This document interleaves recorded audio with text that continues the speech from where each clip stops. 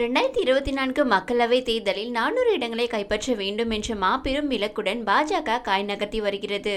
ஆனால் கடந்த முறை பெற்ற 303 இடங்களை பெறுவதற்கு கடும் போட்டி இருக்கும் என்கின்றனர். தென்னிந்தியாவில் தேசிய கட்சிகளின் செல்வாக்கு அதிகமாக இருக்கும் மாநிலம் கர்நாடகா. பாஜக காங்கிரஸ் மாறி மாறி ஆட்சி கட்டிலில் அமரும் மாநிலம். மத்தியில் ஆட்சி அமைப்பதில் இம்மாநிலத்தின் 28 மக்களவை தொகுதிகளின் பங்கு அளப்பரியது.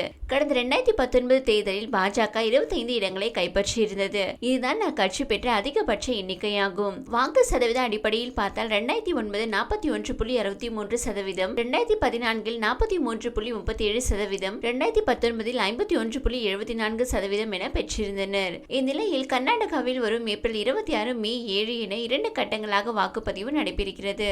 இம்முறை பாஜக 25 இடங்கள் அல்லது அதற்கு மேல் பெறுவது கேள்விக்குறிதான் என்கின்றனர். அதற்கு முக்கிய காரணம் 2023 சட்டப்பேரவை தேர்தல் முடிவுகள். இதில் 135 தொகுதிகள் 42.88% வாக்குடன் காங்கிரஸ் கட்சி அமோக வெற்றியை பதிவு செய்திருந்தது. அதன் பிறகு 5 கேரண்டிகள் என்ற பெயரில் அமல்படுத்தப்பட்ட பெண்களுக்கு மாதந்தோறும் 2000 ரூபாய், 200 யூனிட் இலவச மின்சாரம், பெண்களுக்கு இலவச பேருந்து பயணம், 10 கிலோ இலவச அரிசி, வேலை இல்லாத இளைஞர்களுக்கு உதவித்தொகை ஆகியவை பெண்கள், இளைஞர்கள் மத்தியில் பெரிதும் வரவேற்பை பெற்றன. இந்த விஷயங்கள் காங்கிரசிற்கு சாதகமாக அமைந்திருக்கிறது. பாஜகவை பொறுத்தவரை தலைமைக்கான மோதல் என்பது பெரிய தலைவலியாக மாறியுள்ளது. முன்னாள் முதலமைச்சர் எடியூரப்பாவின் மகன் வி.ஒய். விஜயேந்திரா தான் கர்நாடக மாநில பாஜக தலைவராக பதவி வகித்து வருகிறார். இது சீனியர்கள் பலருக்கு பிடிக்கவில்லை. அதற்கு இவர் எடுக்கும் தன்னிச்சையான முடிவுகள் தான் காரணம் என்கின்றனர். மேலும் மக்களவை தேர்தலை ஒட்டி மதச்சார்பற்ற ஜனதா தள கட்சியை உள்ளே கொண்டு வந்தது, வேட்பாளர்கள் தேர்வு உள்ளிட்டவற்றிலும் முக்கியமான பங்கை வகித்துள்ளார். இதிலும் சீனியர்களுக்கு அதிருப்திகள் ஏற்பட்டுள்ளன. எனவே விஜயேந்திராவின் தலைமையை அக்கட்சியினர் முழுமையாக ஏற்றுக்கொள்ளவில்லை. இது தேர்தல் களப்பணியிலும் எதிரொலிக்கும். முன்னதாக பாஜக மேலிடம் சீட் வழங்காததால் கர்நாடக முன்னாள் துணை முதல்வரும் பாஜக மூத்த தலைவருமான ஈஸ்வரப்பா சுயேட்சையாக போட்டியிட வேட்புமனு தாக்கல் செய்த நிலையில் கட்சியில் இருந்து 6 ஆண்டுகளுக்கு நீக்கப்படுவதாக அறிவிக்கப்பட்டது.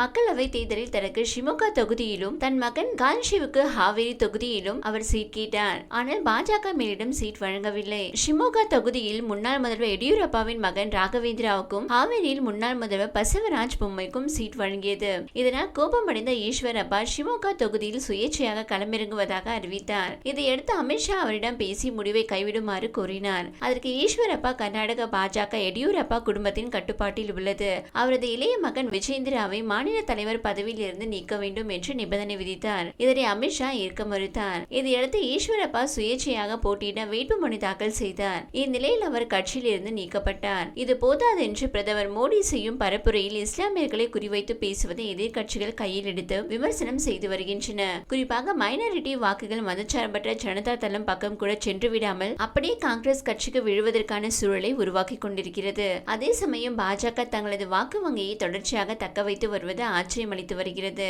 பாஜகவுடன் கூட்டணி வைத்துள்ள மதச்சார்பற்ற ஜனதா தளத்திற்கு ஹாசன், மாண்டியா, கோலார் ஆகிய 3 தொகுதிகள் ஒதுக்கப்பட்டுள்ளன.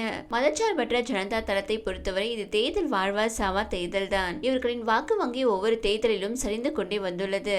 இக்கட்சியின் பலம் என்பது ஒக்கலிகா சமூக வாக்குகள் தான். ஆனால் வாரிசு அரசியலை அடுத்தடுத்து கையில் எடுப்பது அந்த சமூகத்தினரிடமும் பொதுமக்கள் மத்தியிலும் ஒருவித அதிருப்தியை ஏற்படுத்தி வருகிறது. இம்முறை கூட ஹாசனில் தேவகவுடா பேரனும், மாண்டியாவில் குமாரசாமியும் போட்டியிடுகின்றனர். கடந்த முறை 7 போட்டியிட்டு 1 வெற்றி பெற்றனர். இந்த தேர்தலில் அந்த ஒரு இடமும் கடினம் என்றாலும் பாஜகவின் வாக்கு வங்கி கை கொடுக்க வாய்ப்புள்ளது. மறுபுறம் 2023 தேர்தல் வெற்றி காங்கிரசிற்கு எந்த அளவிற்கு கை கொடுக்கும் என்ற கேள்வியை முன்வைக்கின்றனர். ஏனெனில் அங்குள்ள சமூக ரீதியிலான வாக்குகள் எப்படி வேண்டுமானாலும் மாறலாம். கர்நாடகாவில் பெரும்பான்மை சமூகங்களாக ஒக்கலிகா 10%, லிங்காயத்து 10%, குருபாக்கள் 8% உள்ளனர். இதில் ஒக்கலிகா வாக்குகள் மதச்சார்பற்ற ஜனதா தளம், காங்கிரஸ் ஆகிய கட்சிகளுக்கு பிரிந்து செல்லும். ஏனெனில் காங்கிரஸில் டி.கே. சிவகுமார் அந்த சமூகத்தின் முக்கியமான தலைவராக பார்க்கப்படுகிறார். இம்முறை ஒக்கலிகா சமூகத்தினர் பலருக்கு வாய்ப்பளித்து டி.கே. சிவகுமார் தீயாய் வேலை செய்து வருகிறார். இவர்களது வெற்றி உறுதியானால் முதலமைச்சர் நாற்காலிக்கு கூட காய் நகர்த்த வாய்ப்புள்ளது. லிங்காயத்து சமூகத்தினர் தொடர்ச்சியாக பாஜக பக்கமே இருந்து வருகின்றனர். குருபா சமூகத்தினர் சித்தராமையாவின் செல்வாக்கு காரணமாக காங்கிரஸ் பக்கம் இருக்கின்றனர். இது தவிர எஸ்.சி. சமூகத்தினரின் ஆதரவும் காங்கிரஸ் பக்கம் இருப்பதாக கூறுகின்றனர். கடந்த 2023 சட்டப்பேரவை தேர்தலில் டி.கே. சிவகுமாரின் எழுச்சியை முதல் முறை கண்கூடாக பார்க்க முடிந்தது. அவரின்றி இத்தகைய மாபெரும் வெற்றியை காங்கிரஸ் பெற்றிருக்காது. இம்முறை களம் சற்று சவாலாக தான் இருக்கும். அதற்கு காரணம் பாஜக மதச்சார்பற்ற ஜனதா தள கூட்டணி. கடந்த சட்டப்பேரவை தேர்தலில் மும்முனை போட்டியால் வாக்குகள் சிதறின. இம்முறை எந்தவித சிக்கலும் வந்துவிடக் கூடாது என்று பாஜக பக்காவாக ஸ்கெட்ச் போட்டிருக்கிறது. இருப்பினும் களத்தில் டி.கே. சிவகுமாரின் சமயோசித அணுகுமுறை, கட்டமைப்பு ரீதியிலான திறன்கள், சவால்களை சமாளிக்கும் போக்கு உள்ளிட்டவை காங்கிரசிற்கு வலு சேர்க்கும் வகையில் அமைந்துள்ளன. இந்த தேர்தலில் மட்டும் டி.கே. சிவகுமார் சாதித்து காட்டிவிட்டால் அதன் பிறகு இவரது அரசியல் வாழ்க்கை உச்சம் நோக்கி நகரும். தனித்துவமான ஒக்கலிகா தலைவர் தவிர்க்க முடியாத அரசியல் பிம்பமாக மாறிவிடுவார். கர்நாடகா காங்கிரஸ் கட்சியும் புது வடிவம் பெறும் என்று கூறுகின்றனர். மேலும் வறட்சி நிதியை மத்திய அரசு முறையாக தருவதில்லை என்று தமிழக ஸ்டைலில் சித்தராமையா செய்து வரும் பிரச்சாரமும் கவனத்தை பெற்று வருகிறது. ஒட்டுமொத்தமாக பாஜக வெற்றி பெறும் தொகுதிகள் குறையும் என்கின்றனர் அரசியல் வல்லுநர்கள்.